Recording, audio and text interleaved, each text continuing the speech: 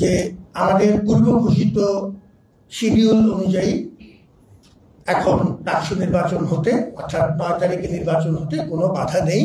সেই বিষয়টি আমাদেরকে আমাদের আইনজ্ঞ মহল আমাদেরকে আশ্বস্ত করেছেন। আপনারা জানেন যে ডাকসুর এই পদযাত্রায় আমরা বেশ অগ্রগতি করেছি এবং আপনাদেরকে আগেও আমরা সময়ে সময়ে কিছু হালনাগাদ তথ্য দিয়েছি। আজকে আরেকটি আপডেট আমরা দেব এবং এটি আমরা আজকে যেহেতু আমাদের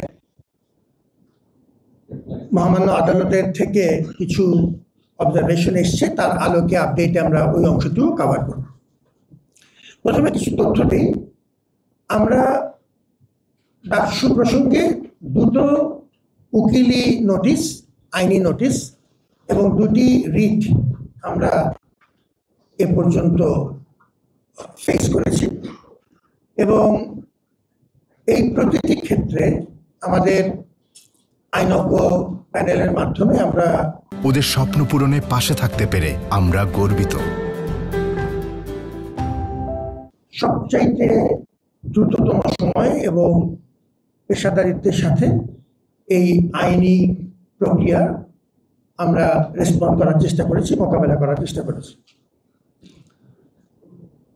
একটি বিষয় যে আজকে আমাদের মাননীয় আদালত, আমাদের হাইকোর্ট বিভাগ যেটি আজকে সকালে একটি রিট বিষয়ে একটি আদেশ দিয়েছিলেন। একজন প্রার্থী আরেকজন প্রার্থীর প্রসঙ্গে রিট করেছিলেন এবং তার জন্য আমরা আমাদের আইনজ্ঞ নিয়োজিত ছিলেন এবং তিনি এটি উপস্থাপন করে রেখেছেন। মাননীয় আদালত আমাদের ডাকসুর নির্বাচন 30শে অক্টোবর পর্যন্ত স্থগিত করেছিলেন এবং এই নির্বাচনের প্রক্রিয়া এবং ওই নির্দিষ্ট প্রার্থীদের বিষয়ে কিছু পর্যবেক্ষণ রেখেছিলেন।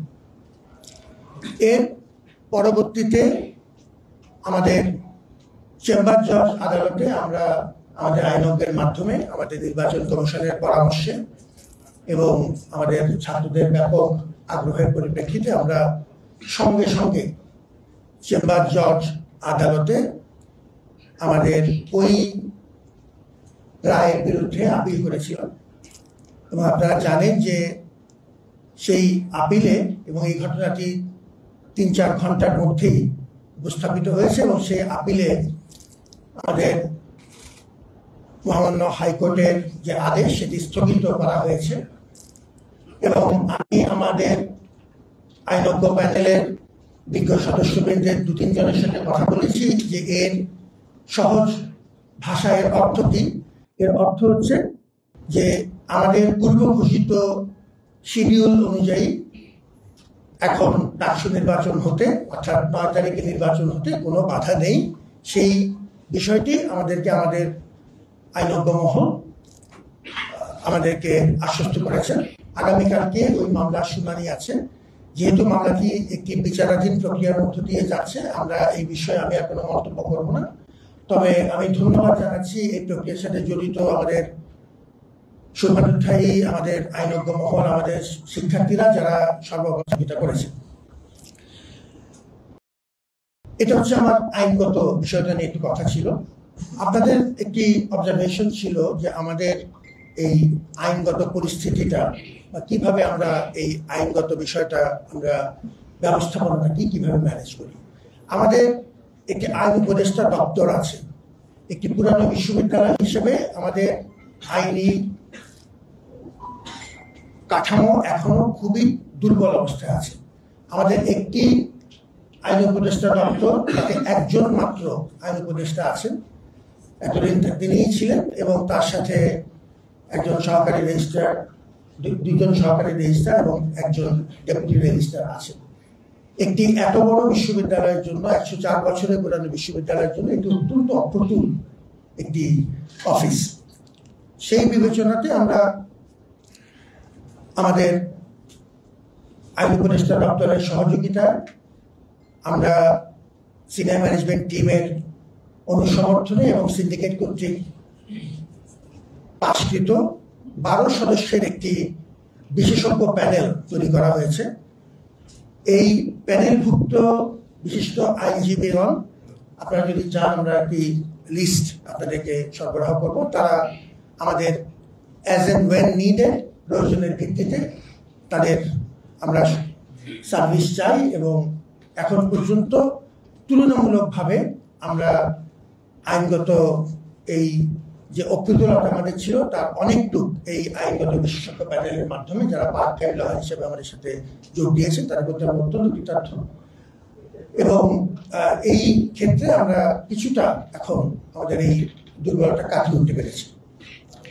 আমাদের আজকে যিনি আমাদের আইনজীবী হিসেবে কাজ করেছেন জনাব মোহাম্মদ শিশির মনির, তিনি ওই প্যানেলের একজন সদস্য। এই প্যানেলে আরো বিশেষজ্ঞ আইনজ্ঞরা আছেন, অনেকেই আছেন এবং সাধারণত এটি একটি নির্দিষ্ট প্রক্রিয়াতে আমরা এই বিচারের মামলাগুলোর নেচার এবং অন্যান্য ডাইনামিক্স বিবেচনা করে আমরা তাদেরকে সাধারণত নির্বাচিত করি এবং আমাদের একটি বিশেষজ্ঞ আমাদের একটি কমিটি আছে যাদের মাধ্যমে এই কাজটি করা হয়।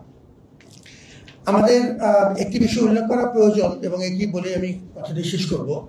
আমি আগেও বলেছি যে ডাকসু নির্বাচন একটি চ্যালেঞ্জিং প্রক্রিয়া এবং এই বিষয়ে কোনো রাগঢাক নেই। একটি চ্যালেঞ্জিং প্রক্রিয়া, অভ্যন্তরীণ বহিস্থ বহুমুখী বাধা বিপত্তি আসবে এবং আসছে। কোনো কোনো ক্ষেত্রে আমরা যতটুকু আশঙ্কা করেছিলাম তার চেয়ে একটি পরিস্থিতি ভালো আছে, কারণ ব্যাপকভাবে আমাদের শিক্ষার্থীদের সাড়া আছে এবং আমরা আমাদের যে অংশীজনদের সাথে বিস্তারিত আলোচনা করেই মাঠে নেমেছি।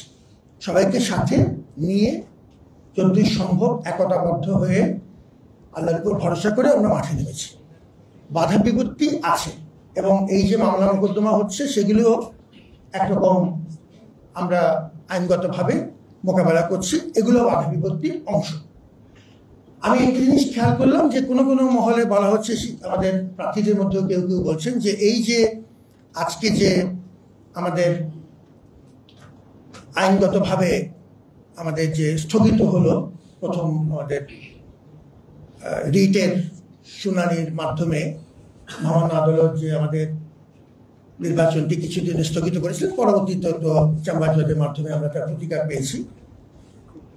এটি বিশ্ববিদ্যালয় প্রশাসনের মাধ্যমে হয়েছে এরকম একটি কথা একটি মহল থেকে বা কোনো কোনো মহল থেকে এসছে।